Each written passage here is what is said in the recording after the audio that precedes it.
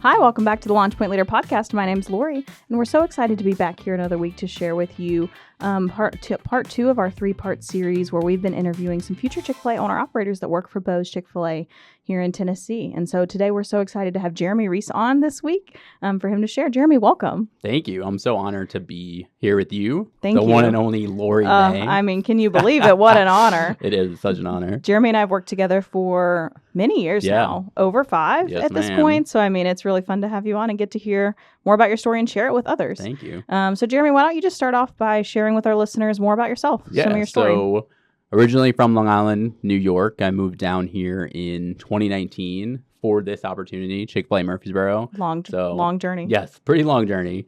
Originally, I'm from a lot of retail management, about 9 years of that. I had some HR, corporate sprinkled in. Yeah. So, I think I really wanted to find something that was gonna really challenge me to step into an entrepreneur space, and this was it. This opportunity really spoke to me.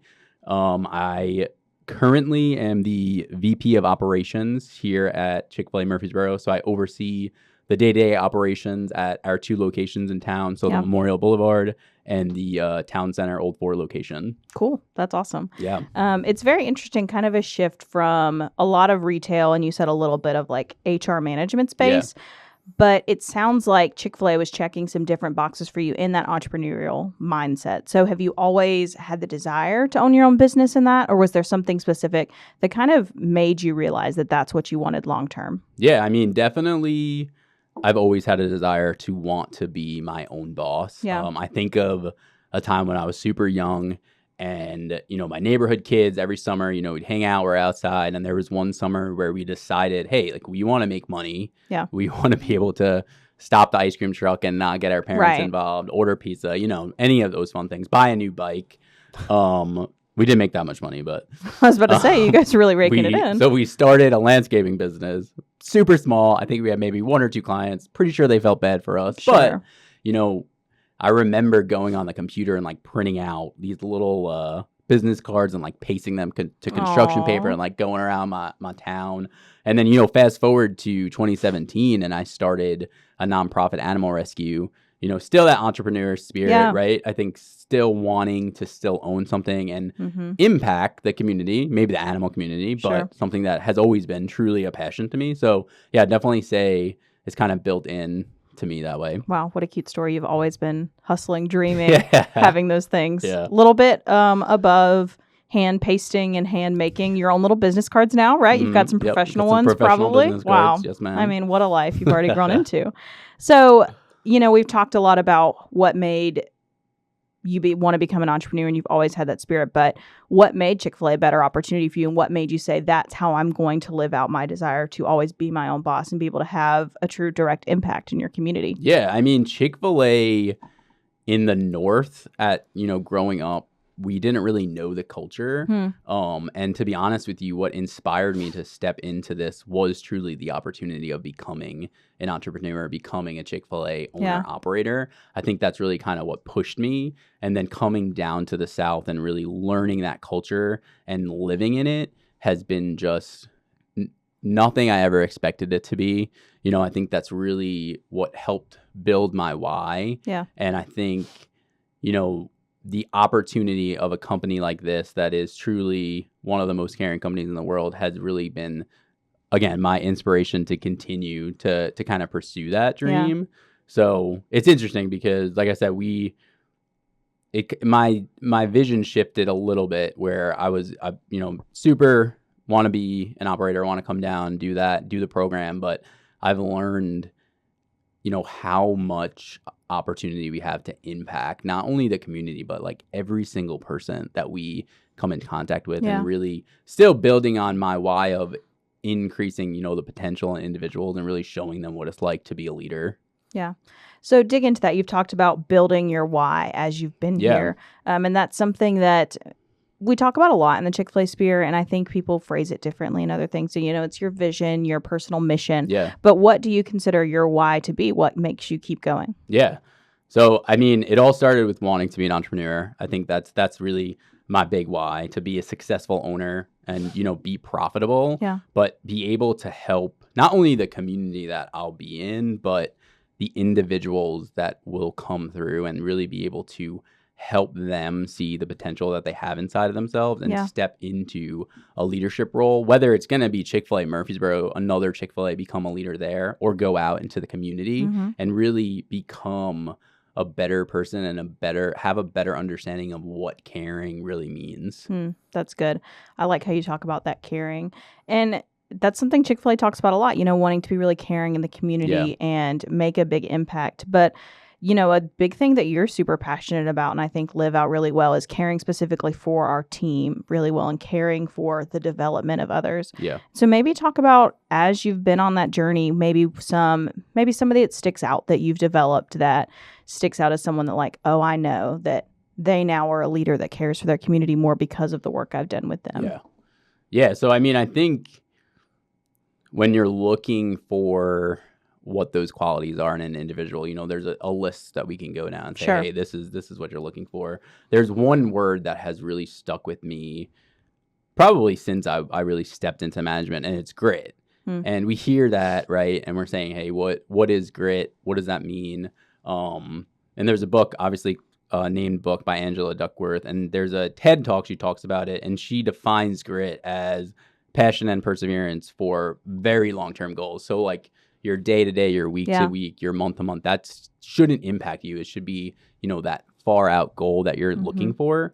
And when I'm looking at leaders, that's what I'm looking for, because you can see that pretty quickly.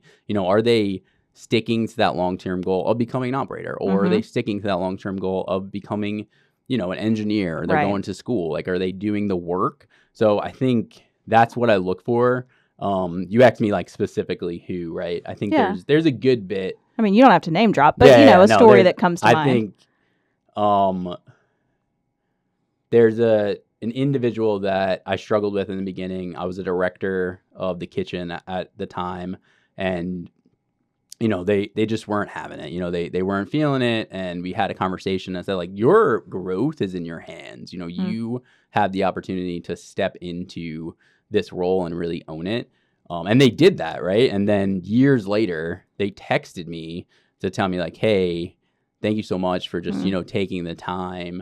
It was actually Thanksgiving Day. I'll never forget it. They texted me and they were like, happy Thanksgiving. I just want to let you know, I wouldn't be where I was if you weren't the person that pushed me. Yeah. And I mean, that's my why. That's a moment. Right? Yeah. That's those things you've got to hold on to. I just think that you got to give people an opportunity to, give them the benefit of a doubt. And I think that's something that I struggled with for a while. And I started to realize like, hey, this is something that I have to work on, because there are people that just don't see that potential in themselves, and they need that, extra push. Yeah, it's so true. It's something a lot of leaders can struggle with, because, you don't always get that text at the end of the day. Yeah. You don't get to see the direct impact, but knowing that what you're doing and the investments you're making are paying off in ways you're never going to see. And in ways you do get to see a lot, because there are those people that do stay and you get to work with longer term and you get to grow alongside. Yeah, absolutely. So I think it's cool. Definitely a cool story. Got little chills when you said, especially because it was Thanksgiving. It's a little cheesy, right? Yeah. But it was kind of a perfect day. Right? That's cool. But I appreciate that. So thinking through maybe some things, you mentioned you weren't super familiar with the background of Chick-fil-A and the history of it when you came in. What are some unexpected things you came across in your journey, and what have you really taken from those? Yeah. So, I think... I'm older. The team likes to joke about that. I started older, and I came in as an older team member in a red shirt, and I was being trained by, 14, 15-year-old kids. Exactly. And I thought I was humble. I thought I was a pretty humble individual. That's when you learn what humble is, actually. I don't think I'm as humble as I thought I am. So when someone that just got their learner's permit comes in to teach you how to do your I've job. been managing, teams since I was 19, right? So I was like, I know I can do this, but I didn't know the kitchen. Like, I didn't know food. It's a whole different beast. I really had to humble myself and be like, all right, this is such a learning experience. And it's still to this day, sometimes I get hit like with that humility with, older leaders that come in, or older individuals that have gone through life and have like real life experience, but they're starting as team members and they're like, hey, well, this doesn't make sense. Why don't we do it this way? And I'm kind of just like, oh, maybe that's, that's where I'm still learning how to have that humble spirit. Yeah, absolutely. That's definitely an interesting part of the journey. And also shout out to the 14 and 15-year-olds. They're actually very talented. Seriously, they are. They are incredible. They are the backbones of our business for sure. Yeah, I appreciate that. I think it's cool to think through where you've come from, and now being on the other side of it, you're in charge, but you've got people still coming in that were in a similar situation as to when you came in, and be able to guide them a little bit through that. Absolutely. And to see it from the other perspective now, things just you didn't know were happening back then. Yeah. So thinking through the next couple of years, you've got a lot of change and growth as you're ready to come. You're kind of on the cusp of starting this journey to fully become an operator and like get selected for a restaurant. So as you look over the next couple of years, what are some things that really excite you, and what kind of impact do you want to make in your community once you do get selected? Yeah, I mean, I think back to the original question, what inspired me. Yeah. And it's still the opportunity. Like, I have the opportunity to do this every single day. Yeah. And I think whether that I become an owner operator or I stay Chick-fil-A Murfreesboro, you know, I can still impact people no matter where I am. And I think that's what excites me every single day. Obviously, if we look back to True Cathy and really the legacy he built, you know, and how he built a company that truly does care, that's so exciting to say, hey, I have an opportunity to be part of that. Yeah. You know, whether it's big or small, I think the little things really matter. And that's Absolutely. One of Chick-fil-A's marketing campaigns, right? It's the little things. And I always think back, it's a joke now.